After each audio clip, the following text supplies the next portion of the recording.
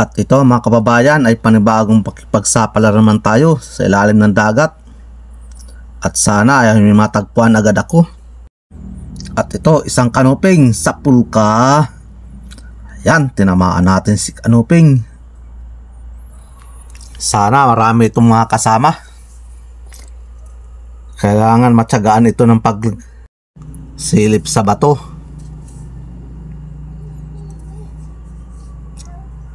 At ayun, minapansin agad ako. Isang talagbago, yung masakit makatinik. Ayun, tinamaan. At nagitik pa. At siya nga pala, shout out kay Toto Kalingaw, Parampuron, Palawan. Sana may makatagpuan na naman akong muli. Ayun, nakita ko isang mungit nakatalikod. Sipat sa pulka, ayan, tinamaan. Kaya lang bigo tayong magitik. Pero okay na yan.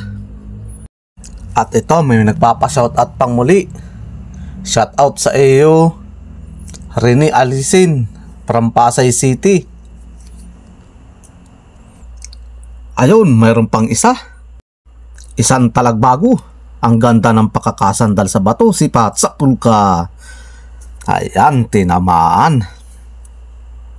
Ayos, nakalampas na yung pana ko. Medyo matalas pa, kaya nakakalampas. Pero pag nagpurl na naman ito, sigurado maghahasa na naman uli. At ito, meron pang isa. Talagbago uli, sa pulka dyan. Ayun, narigaluhan ng gitik. At ito pa, may isa pang nagpa-shoutout.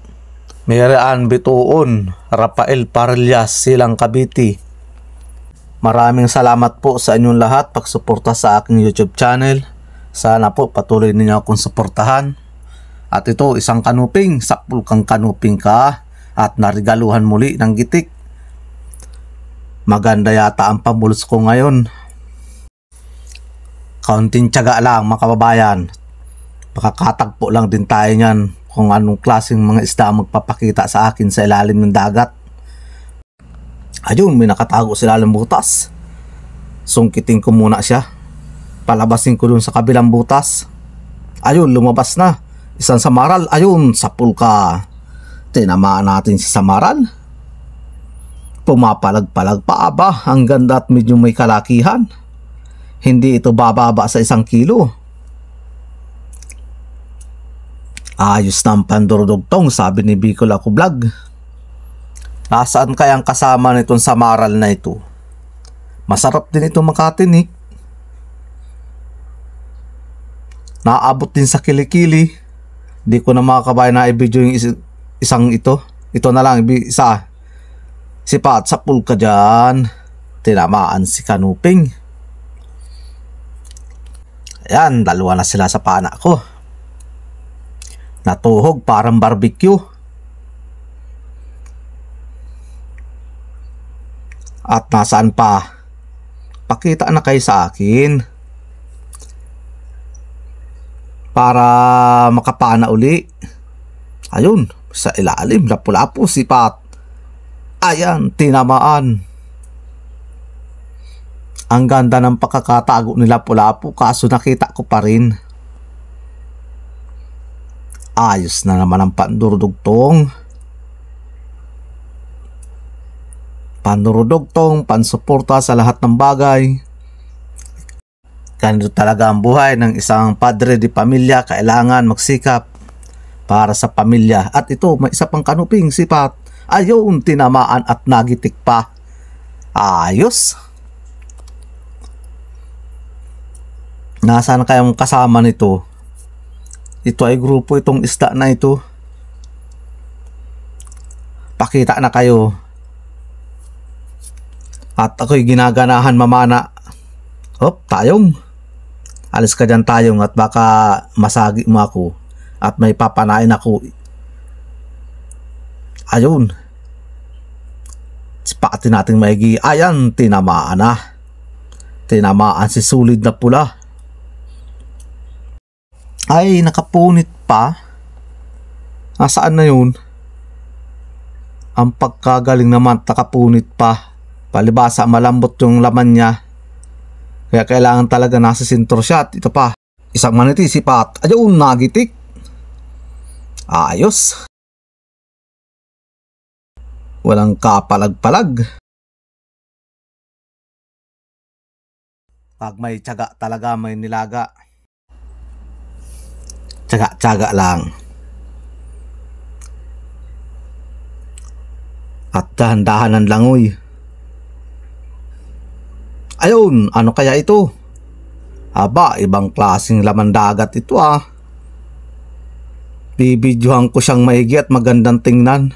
May ibang klase ang mata. Tapos ibang klase yung banda sa may puwitan niya. Ayun, nagbuka. Malapad. Ayos ito ah. Ibang klase ang kulay. Tsagaan ko siya ng sungkit kung ano ang gagawain niya. Hop, lumalangoy. Aba, ibang klase ang langoy nito.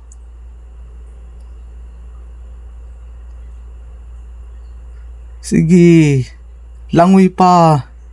Saan kaya ang punta nito? Uy, ayun. Ang ganda ng porma ng paglalangoy niya. Susundan ko lang siya kung saan siya papunta. Para itong si Spider-Man ah. Tsagaan ko lang siya at paglilibangan ko siya ng pagbibideo.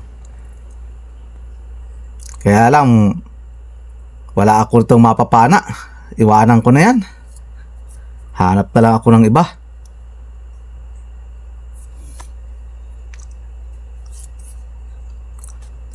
Oops, ayun. Isang suno. Sipat. Ayan, tinamaan. Kaya lang hindi siya nagitik, makababayan. Pasok na ito sa 1 kilo. Isunsuno na ito. Ito 50 ang kilo sa manajira namin. Kulay brown siya pero pag yung kulay pula, ang presyo naman sa amin 800. Pag yung kulay itim naman, di ko alam kung magkano ang presyo nun. At ito, meron isang talagbago, si Patuli. Ang sama ng posisyon ay 2. Magkalayo yung mag-asawa, siguro ito war. Ayun, tinamaan ko yung isa, nakawala pa. Hindi gaano na sentro. Ayan, hindi ka sa akin makakatakas. Malikot. Ayan, tinamaan muli. Babalikan natin yung kasama niya. Ang ganda ng pagkakasandalong isa. Sipat. Ayun, tinamaan. Yung bato. Sayang pa, nakatakas. Di ko na yun makikita. Bagay, di man nasugatan. Nakailag ay magaling umilag. Hanap na tayo ng iba. Ayun, may isang lapu-lapu. Sipatin ko na ito. Kung tatamaan ko, nakatalikod. Sakpol ka dyan. Tinamaan. Ayos. Ito pa, may isa pa. Tinamaan uli. Ayos, ang ganda ng pagkakatama. Tinamaan sa kilikili. 2 sunod na lapu-lapu. Nasaan kaya siguro sunod-sunod na itong lapu-lapu kung matatagpuan. Sana nga at magandang presyo ng ganito. At ayun, may nasilip ako sa isang bato. Ano naman kaya klaseng isda ito? Ay, mungit. Bayay ang mungit na yan. Di ako niyan makuha. Ayan, silip-silip lang. May napansin ako dito sa ilalim. Ayun. Hindi ko natapatan ng camera. Pero tinamaan ko siya. Pasensya na kayo mga kababayan. Hindi ko natutukan ng camera. Mali yung tutok ko. Pero okay naman. Tinamaan naman siya. Mahirap talaga pag wala kang kasamang cameraman. Pero bihira naman yan mangyari. At ito, may nakita akong sungot. Isa itong lobster. Ayan, sungkitin ko siya. Palalabasin ko para mabidyohan ko siya ng maayos. Pero maliit lang siya kaya hindi ko naman siya kukunin. Bibidyohan ko lang. Ayan na. Oops. Ayan ay maliit talaga. Hindi pwede. Katakas na siya. Hanggang dito na lang mga kababayan ang aking pagbibideo sa ilalim ng dagat. At maraming salamat uli sa inyong suportan lahat. Yan, andito na kami sa tabi at pili na kami ng aming huli. Yan ang aking huli lahat. At yung kasunod naman na yun, doon naman yung sa kasama ko. Kanya-kanya kami ng huli para pasipagan ng pana. At yung iba naman kayang may bangka ay sila ay lamyungan. Kaya minsan, yung ibang mga kasama ay tiyatamad. At ayan na lahat mga kababayan ng binta namin. Tingnan nyo na lang, pero yung kwintada nito hindi ko na papakita sa inyo. Alam nyo naman yan kung magkano ang kikitain ng bawat isa sa amin yan. Halos kalahati ang napupunta sa amin dyan.